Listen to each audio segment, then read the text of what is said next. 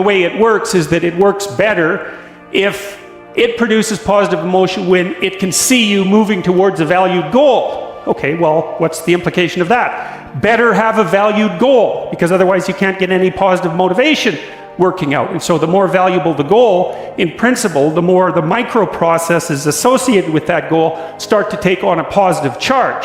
Okay, number one, specify your damn goals, because how are you going to hit something if you don't know what it is? That isn't going to happen. And often people won't specify their goals too, because they don't like to specify conditions for failure. So if you keep yourself all vague and foggy, which is real easy, because that's just a matter of not doing as well, then you don't know when you fail. And people might say, well, I really don't want to know when I fail because that's painful. So I'll keep myself blind about when I fail. That's fine, except you'll fail all the time then. You just won't know it until you've failed so badly that you're done. And that can easily happen by the time you're 40.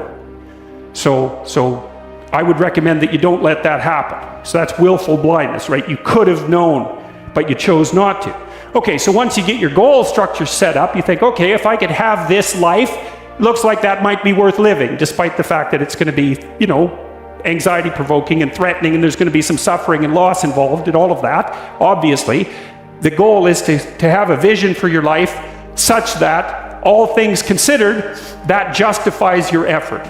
Okay, so then what do? Well, then you turn down to the micro routines. It's like, okay, well, this is what I'm aiming for. How does that instantiate itself day to day, week to week, month to month? And that's where something like a schedule can be unbelievably useful. Google Calendar. It's like, make a damn schedule and stick to it. Okay, so what's the rule with the schedule? It's not a bloody prison. That's the first thing that people do wrong. They say, well, I don't like to follow a schedule. It's like, well, what kind of schedule are you setting up? Well, I have to do this, then I have to do this, then I have to do this, and then I just go play video games, because who wants to do all these things that I have to do? It's like, wrong. Set the damn schedule up so that you have the day you want. That's the trick. It's like, okay, I've got tomorrow. If I was going to set it up so it was the best possible day I could have, practically speaking, what would it look like? Well, then you schedule that. And obviously there's a bit of responsibility that's going to go along with that, because if you have any sense, one of the things that you're going to insist upon is that at the end of the day, you're not in worse shape than you were than at the beginning of the day, right? Because that's a stupid day. If you have a bunch of those in a row, you just dig yourself a hole and then you bury yourself in it. It's like, sorry, that's just not a good strategy. It's a bad strategy. So maybe 20% of your day has to be responsibility and obligation, or maybe it's more than that, depending on how far behind you are. But even that, you can ask yourself, okay, well, I've got these responsibilities. I have to schedule the damn things in. What's the right ratio of responsibility to reward? And you can ask yourself that, just like you'd negotiate with someone who is working for you. It's like, okay, you got to work tomorrow. Okay, so I want you to work tomorrow. And you might say, okay, well, what are you going to do for me that makes it likely that I'll work for you? Well, you could ask yourself that, So maybe you do an hour of responsibility and then you play a video game for 15 minutes. I don't know, whatever turns your crank, man. But, you have to negotiate with yourself and not tyrannize yourself. Like you're negotiating with someone that you care for, that you would like to be productive and have a good life. And that's how you make the schedule. It's like, and then you look at the day and you think, well, if I had that day, that'd be good. Great.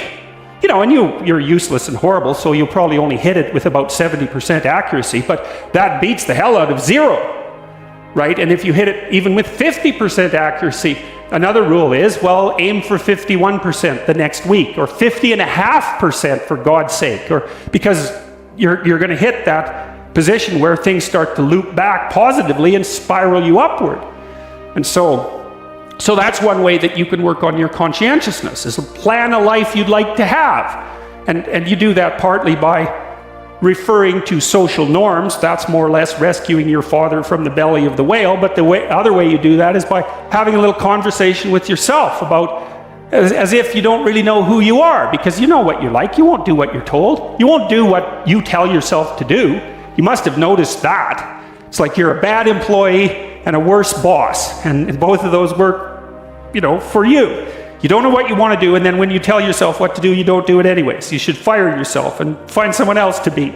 But my point is that you have to understand that you're not your own servant, so to speak. You're someone that you have to negotiate with, and you're someone that you want to present the opportunity of having a good life too. And that's hard for people because they don't like themselves very much. So, they're always like cracking the whip and then procrastinating, and cracking the whip and then procrastinating. And it's like, God, it's so boring and such a pathetic way of spending your time. And you know what that's like because you probably waste like 6 hours a day. One of the things you should be asking yourself is, when you spend an hour, was that, what if I paid someone $50 to have had that hour? And if the answer is no, it's like, maybe you should do something else with your time. And it depends on whether or not you think that your time's worthwhile. But the funny thing about not assuming that is, if you assume your time isn't worthwhile, what happens is you don't just sit around sort of randomly in a state of responsibility-less bliss. What you do is you suffer existentially.